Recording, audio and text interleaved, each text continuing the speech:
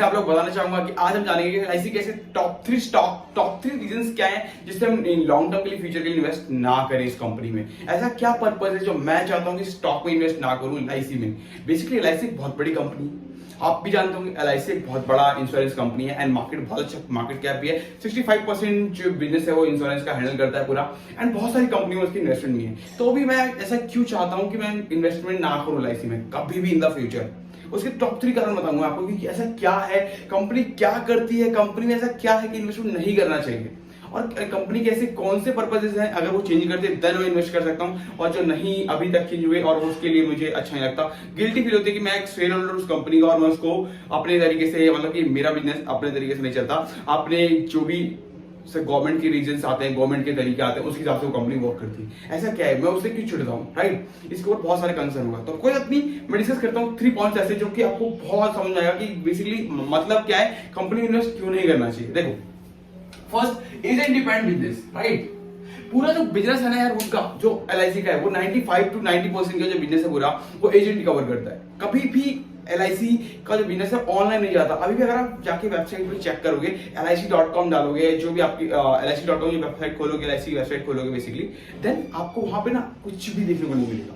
Basically कोई भी ना तो एक अच्छा सा रिस्पॉन्स, ना एक अच्छा सा रिस्पॉन्सिव वेबसाइट होगी, ना ही लेकिन लैंडिंग पेज होगा वहां पे, ना ही आपको कोई गाइडेंस होगी, ना ही कोई आपको चैटबॉट मिलेगा जिससे आप चैट करके आप जान पाओ कि बेसिकली क्या पर्पस है, क्या इस कंपनी की पॉलिसी क्या है, क्या कंपनी पॉलिसी कैसे सेल करती है, एवरीथिंग इज नो। अगर आप एक प्रीमियम भी पे करने जाते हो ना उसके लिए भी आपको 50 तरीके से वहां पे जाना पड़ेगा, उसके बाद करना पड़ेगा एंड सारी चीजें आपको समझ में नहीं आएंगी। फिर आप बोलोगे यार कोई बात नहीं, मैं थर्ड पार्टी एप्लीकेशन से पे कर देता हूँ, पेटीएम हो गया, फोन पे हो गया, यूपीआई हो गया, वहां से मैं पे कर दूंगा एलआईसी का प्रीमियम मुकाबले में। हाँ नहीं, क्यों? क्योंकि वो उनका जो वेबसाइट इतना रिस्पॉन्सिव ही नहीं है, इतना अच्छे से अप्रोच ही नहीं करता कि आप उसके ऊपर जाकर के आप वर्क कर पाओ, राइट। पहली थिंग। सेकंड, देखो एजेंट डिपेंड बिजनेस है तो देन मार्केट में ना अभी क्या है कि बहुत सारी इंश्योरेंस सेक्टर में कंपनी आ गई। 2005 तक 2010 तक क्या था कि मार्केट में ना बिल्कुल इनकम इस कंपनी का 90-95% का पूरा टेक ओवर था, मार्केट में स्टेक था, राइट। बट एक कम समय में 10 से 12 सालों के अंदर ना एक कंपनी जो इंश्योरेंस कंपनीज है उन्होंने अपना स्टेक ओवर बढ़ाया और 35% मार्केट कैप्चर कर चुके हैं उन तक।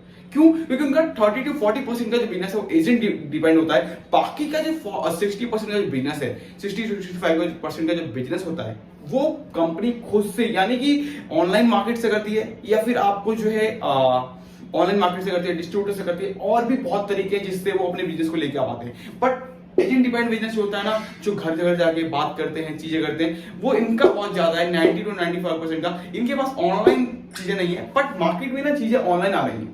माना कि ऑनलाइन आई बहुत धीरे धीरे आ रहा है, 65 करोड़ की जनता, 70 करोड़ के आसपास ही अभी यूजर्स ऑनलाइन आए हैं, बाकी अभी जो 75 करोड़ की जनता है वो भी ऑनलाइन नहीं आई।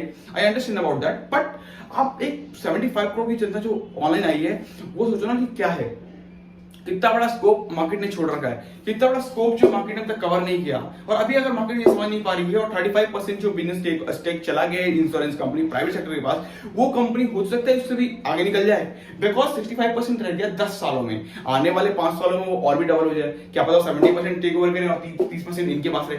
तो हमें जो मैं एक इन्वेस्टर हूं, अगर मैं पैसा इन्वेस्ट करूंगा तो उस कंपनी में करूंगा जिसके पास बिजनेस मॉडल अच्छा हो और कंपनी के फ्यूचर प्लान बहुत अच्छे हो।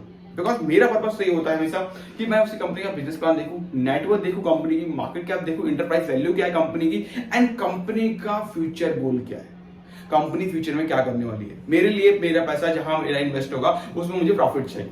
मैं कंपाउंडिंग का वास्ता हूं, मुझे कंपाउंडिंग चाहिए, मुझे फर्क नहीं पड़ता कि क्या होना चाहिए, ठीक है। मुझे फर्क नहीं पड़ता कि कंपनी क्या कर रही है, मुझे इतना पता होना चाहिए कि कंपनी का जो मेरा जो बिजनेस है वो बिल्कुल अच्छे तरीके से होना चाहिए और मेरा कस्टमर बेस अच्छा होना चाहिए। कस्टमर मेरा आए तो मेरे से अच्छे से जाके वेबसाइट पे अच्छे से चीजों कर पाए, वेबसाइट पे सारी चीजें देखे एंड वेबसाइट समझे, इतना रिस्पॉन्सिव वेबसाइट होना चाहिए जिससे कि बंदा आकर के नॉर्मली पढ़ पाए, एजेंट की भी नीड ना हो, राइट। इतने अच्छे तरीके से आपको डिस्क्राइब करना पड़ेगा, ब्लॉग ऐसे लिखे होने चाहिए वेबसाइट पे, इतना रिस्पॉन्सिव वेबसाइट होना चाहिए जिससे कि बंदा आए एंड नॉर्मल रीड कर पाए और चीजों को समझ पाए एंड देन उसके लिए कोई नीड नहीं होगी। जब वहां पे ब्लॉग अच्छे से लिखा होगा तो देन एजेंट की संख्या कम होगी, एजेंट की संख्या कम होगी तो देन जो हमारा जो प्रॉफिट का जो पार्ट हम एजेंट को बांट रहे थे वो प्रॉफिट कम होगा, राइट। वो प्रॉफिट फिर हमारे शेयर होल्डर को मिलेगा, राइट। जब शेयर होल्डर को मिलेगा तो हमारे पास प्रॉफिट ज्यादा होगा। क्यों? क्योंकि कंपनी का जो प्रॉफिट होगा, हमने अपने शेयरिंग खरीदी है, शेयर खरीदे कंपनी के, तो उसके प्रॉफिट में प्रॉफिट का हिस्सेदारी हमें मिलेगी। अगर हमें वहां पे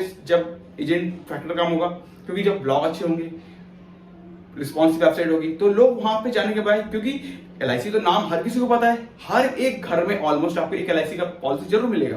बाकी हर कंपनियों की है, बट एक एलआईसी का पॉलिसी जरूर मिलेगा। तो सिंपल सी बात है ना कि आप अगर रिस्पॉन्सिव वेबसाइट बनाओगे, चीजों को लोगों को आसानी होगी, तो लोग वहां तक जाएंगे और लोग वॉक कर पाएंगे। तो देन वहां पे एजेंट का फैक्टर कम होगा। जो 90% का बिजनेस है वो एजेंट का, वो वहां पे 40 या 50% भी जब एजेंट का बिजनेस आएगा, तो क्या होगा, 40% जो बिजनेस जो एजेंट की तरफ से गया बिजनेस, वो एजेंट का लॉस होगा। एंड 40% जो एजेंट हटेंगे, तो उनका जो प्रॉफिट, जो मार्जिन ज्यादा है 30% 35% का, वो 30-35% का सीधा मार्केट, जो उनका मार्जिन का जो प्लान है, जो प्रॉफिट जाता है उनके पास, वो प्रॉफिट सीधा कंपनी में आएगा। कंपनी में आएगा तो कैश बढ़ेगा, कैश बढ़ेगा तो शेयर होल्डर को फायदा होगा, राइट।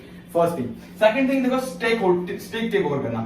मतलब इस कंपनी जो है ना एलआईसी, ये मान लो कि मार्केट में कोई सी फॉर्म गिरी, एसबीआई, जैसे कि अभी एसबीआई बहुत बड़ी कंपनी, तो जैसे कि अभी यस बैंक गिरा, तो एसबीआई को बोला गया कि आप एक काम करो, यस बैंक को बचाओ एंड यस बैंक की जितनी भी जो कंपनी है पूरा, उसको स्टेक को टेक ओवर करो एंड उसके बाद उसके ऊपर वर्क करो। अगर एक एसबीआई का मैं अगर शेयर होल्डर हूं, मैंने अपने पैसे से एक शेयर होल्डिंग खरीदी है कंपनी की, तो मैं अपने पैसे को दूसरी कंपनी के लिए क्यों करूं यार। सारे देखो, स्टेक होल्डर जैसे था ना, स्टेक टेक ओवर, तो यार मान लो एक एसबीआई ऐसी कंपनी, आप एक दूसरी कंपनी को टेक ओवर कर रही है, तो मैं शेयर होल्डर हूं एसबीआई का। मान लो एक बिजनेस, नॉर्मल से एग्जांपल समझाता हूं। देखो, एक मान लो एक आपने दुकान खोली, दुकान खोलने के बाद उसमें पैसा इन्वेस्ट किया। अब मान लो कि एक दूसरी दुकान गिर रही है, उस बंदे ने उसको उस पैसे को उठा करके उस दुकान को टेक ओवर करने में लगा दिया। क्या आप पैसे दोगे? नहीं दोगे ना यार। आपने पैसा दिया उस पैसे से प्रॉफिट कमाने के लिए, उस प्रॉफिट को आप अपने पास रखोगे ना सर। ये थोड़ी कि आप दूसरे के लिए दे दोगे कि आप दूसरी कंपनी को टेक ओवर कर लो, उसको बचाओ पहले, बाद में हम प्रॉफिट कमाएंगे। ये शेयर होल्डर हूं, पैसे दिए हैं, पैसे दिए हैं, इन्वेस्ट किए हैं, तो इन्वेस्ट करने के बाद उसका प्रॉफिट कमाऊंगा। क्योंकि हर एक जो इन्वेस्टर होता है ना, एक ट्रेडर, वो अपना पैसे को इन्वेस्ट करने के बाद एक प्रॉफिट जानता है। उसको ये नहीं पता होता कि हम दूसरी कंपनी गिरे तो उसको टेक ओवर करेंगे, राइट। क्योंकि हमारी कंपनी मस्त चल रही है, हमें प्रॉफिट बुक करना है और पैसा डालेंगे और कंपनी ग्रो करेंगे, दैट्स ऑल, राइट। तो सिंपल सा पढ़ना होता है। तो जो एलआईसी है ना, जब भी मार्केट गिरती है, अभी आईडीएफसी गिरा, तो एलआईसी का क्या कि यार आप ना जाके टेक ओवर कर लो कंपनी। यार हम क्यों टेक ओवर कर लें यार। मैं यस गाइस, तो देखो फर्स्ट ऑफ ऑल ना, आईडीएफसी की जो अभी स्टेक गिरा, आईडीएफसी बैंक जब लूज हुआ, तो देन उसके बाद कहा गया एलआईसी को कि सर आप पैसा इन्वेस्ट करो एंड उसके बाद टेक ओवर ले लो। यार एक बात मानो कि यार पैसा डाला तो क्यों हम इसको स्टॉक टेक ओवर करें? या जो पैसा हमारा भी मार्केट में और लगना था, सेल्स ग्रोथ बढ़ानी थी, मार्केट में और पैसे को इन्वेस्ट करके एडवर्टाइजमेंट करना था, मार्केटिंग करनी थी, वहां पे उस पैसे को उठा करके हम किसी दूसरी कंपनी को दे रहे, क्यों करें ऐसा? ऐसा तो नहीं करने दूंगा ना सर। मैं अपने पैसे को लगाया है तो मैं दूसरी कंपनी को टेक ओवर के लिए थोड़ी लगाया। पैसे को इसलिए लगाया क्योंकि आप अब मेरी कंपनी ग्रो करें, उसके बाद मेरे को प्रॉफिट हो। बिजनेस तो इसीलिए होता है। शेयर होल्डर का पहला पर्पज ये होना चाहिए कि भाई साहब पैसा तो लगाया है, पैसा लगाने के बाद में दूसरी कंपनी थोड़ी टेक ओवर करने के लिए आया। मैं अपने प्रोसेस, अपने पैसे को लगाया है तो मैं अपने प्रॉफिट को लूंगा, सिंपल सी बात है। तो फर्स्ट थिंग आपको ये होना चाहिए। तो दूसरा पॉइंट था हमारा स्टेक टेक ओवर, जो कि बहुत बेकार है कंपनी का। उसके बाद होता है ग्रोथ इन्वेस्टमेंट। कंपनी क्या करती है ना कि यहाँ पे एलआईसी बेसिकली क्या काम करता है, और जो बाकी इंश्योरेंस कंपनी क्या करती है, मैं आपको एक स्पेसिफिक रीजन बताता हूँ। देखो एलआईसी जो वर्क करती है वो इस पे वर्क करती है यूलिप प्लान। यूलिप प्लान होता है unit link insurance plan. Unit link plan में क्या होता है कि आप एक पैसा देते हो, ये स्टॉक मार्केट की तरह चलता है, राइट। उस पे आपको ना एक बताया जाता है कि आपको वहां पे समय स्लॉट मिलेगा एंड आपको साथ में एक फंड वैल्यू होती है। तो समय स्लॉट का मतलब होता है अगर आपको एक्सीडेंटल डेथ होती है तो देन आपको जो समय स्लॉट या फिर आपका फंड वैल्यू जितना आपने इन्वेस्ट किया है, दोनों में जो हायर अमाउंट होगा ना वो आपको दिया जाएगा। तो यार आप एक बात समझो, ठीक है, कि कंपनी को टर्म प्लान में ज्यादा फायदा है तो वो यूलिप प्लान एंड आपने गारंटेड सेविंग प्लान ये सारी बेचती है, राइट। एंड उसमें एक ग्रोथ प्लान दिखाते हैं कस्टमर को। क्यों? क्योंकि आधे से ज्यादा जो इंडियन है ना, वो इसलिए पैसा इन्वेस्ट करते हैं एलआईसी में कि आप अगर वो 2 लाख रुपए इन्वेस्ट कर रहे हैं तो आने वाले टाइम पे उसे 2 लाख के 2.5 लाख के 3 लाख रुपए जो मैच्योरिटी में मिलेगा वो अमाउंट मिलेगा। क्योंकि आधे से ज्यादा पब्लिक को स्टॉक मार्केट नहीं दिख रहा होता, उनको दिख रहा होता है कि प्रॉफिट करना है तो एलआईसी में इन्वेस्ट करना है, राइट। तो एलआईसी उसके ऊपर वर्क करती है, जो कि मुझे बहुत बेकार लगता है। और बाकी इंश्योरेंस कंपनियां क्या करती हैं कि टर्म प्लान बेचती हैं। टर्म प्लान जो कि एलआईसी के बाद बहुत कम है और अभी स्टार्ट किया है उन्होंने थोड़े दिन पहले। एंड स्टार्ट करने के बाद जो उनका जो टर्म प्लान का जो प्रीमियम है बहुत हाई है मुकाबले और मार्केट प्लान में। आप देखोगे तो जो 1000 रुपए का मिल रहा है, 1500 रुपए मिल रहा है। तो यार 1000 रुपए का प्रीमियम, अगर एक बंदा मेरे पास कस्टमर आ रहा है जो मार्केट में और मिल रहा है 1000 रुपए का, तो 1500 रुपए के लिए कोई लेने आएगा, राइट। आप मानो कि आप एक टर्म प्लान लेते हो किसी कंपनी से, मैक्स ऊपर से आप एक टर्म प्लान लेते हो, ठीक है, वो आपको 1000 रुपीज का जो है मंथली प्रीमियम चार्ज करते हैं। और वही चीज आप जब एलआईसी के पास आते हो, सर आप मुझे कितने का चार्ज करोगे, वो कहते हैं आपको मैं 1350 रुपए लूंगा। क्या आप LIC के पास आओगे या मैक्स के पास जाओगे? तो यार 1 करोड़ का मैंने समय शॉट लिया, ठीक है, एंड उसके बाद कंपनी के जो प्लान्स में जो बेनिफिट्स हैं एंड प्रोटेक्शन है बोथ ऑफ द सेम है, एंड LIC हमसे 1350 रुपए चार्ज कर रहा है एंड मैक्स सुपर हमसे 1000 रुपीज ले रहा है, और सेटलमेंट क्लेम भी दोनों का सेम है, तो क्यों मैं जाऊंगा LIC के पास? मैं तो मैक्स सुपर के पास आऊंगा ना, राइट? तो यहाँ पे ना कस्टमर बेस अच्छा नहीं बनता, क्योंकि कस्टमर बोलता है यार जहां पे मैं 100 रुपए दे रहा हूँ वहां पे 130 रुपए क्यों दूंगा? सिंपल सी बात है यार, आप एक वस्तु खरीदने के लिए 100 रुपए जो आपके घर के पास मिल रही है उसके लिए आप बड़े अच्छी दुकान हो थोड़े दिन बाद 130 रुपए देने थोड़ी जाओगे सर, या फिर आपके घर के पास बहुत अच्छी दुकान हो 130 रुपए में दे रहे हैं वस्तु को, और थोड़ा सा 10 कदम आगे जाने के बाद 100 रुपए वस्तु मिल रही है वो चीज, क्या आप 130 वाला खरीदना चाहोगे या 100 रुपए वाला? 100 रुपए वाला बेसिकली सी बात है, थोड़ा चलना ही तो पड़ रहा है 10 कदम, बट 100 रुपए में लेके आओगे ना सर, तो प्रॉफिट इज अ प्रॉफिट होता है सर, शेयर होल्डर बन रहे हो तो प्रॉफिट होता है, ठीक? तो यहाँ पे ना इस कंपनी का बहुत बेकार है कि टर्म प्लान वर्क नहीं करती, इनका प्लान जो वर्क करता है वो ग्रोथ पे प्लान करता है, मतलब लॉन्ग टर्म में क्या ग्रोथ होगा, शेयर होल्डर क्या ग्रोथ मिलेगा, तो पैसा जो है उठा करके अपने स्टॉक मार्केट में इन्वेस्ट करते हैं जिससे कि कंपनी के ग्रोथ को प्रॉफिट हो पाए।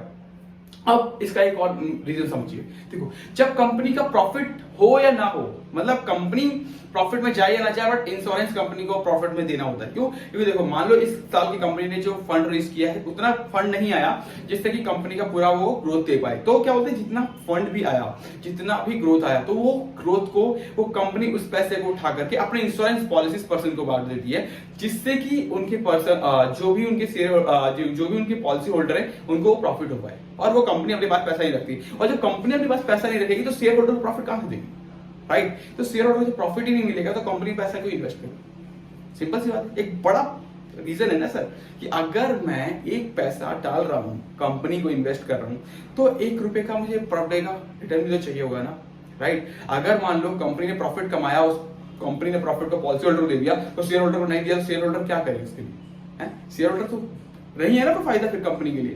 कंपनी प्रॉफिट कमा रही है बट वो पॉलिसी होल्डर के पास जा रहा है, कंपनी के पास बच ही नहीं रहा, क्योंकि अभी राइट नाउ कंपनी ने इतना नहीं प्रॉफिट नहीं बनाया जिससे कि आपको अपने पास रख पाए कंपनी कैश, तो जब कैश कंपनी के पास नहीं है तो प्रॉफिट हमारे को भी नहीं होगा, पॉलिसी होल्डर को होगा, क्योंकि वो पॉलिसी होल्डर को पॉलिसी भी तो बचानी है अपनी कंपनी को, अगर पॉलिसी नहीं बचेगा तो फिर कंपनी नहीं चलेगी। इसलिए तो वीडियो अच्छी लगी हो तो लाइक कर लीजिएगा, शेयर कर लीजिएगा। Thank you so much guys and love you all, and बाकी और भी सारी चीजें वीडियो लेके आऊंगा अच्छे से, एंड बहुत सारे स्टॉक्स बाकी अभी तो, और भी उसके एनालिसिस करके अच्छी अच्छी चीजें लाके लेके आऊंगा, बताऊंगा आपको। और तो पहली बार आए पेज पे तो सब्सक्राइब करना ना भूलें, and thank you so much guys and love you all.